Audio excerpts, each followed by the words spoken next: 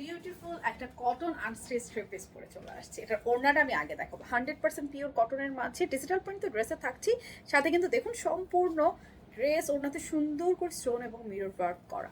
নেকিও same, পুরো body digital print, তার উপর সুন্দর করে কিন্তু কাজ করা রয়েছে। আমি ড্রেসটা আপনাদেরকে ডিটেইলসে দেখিয়ে দিচ্ছি।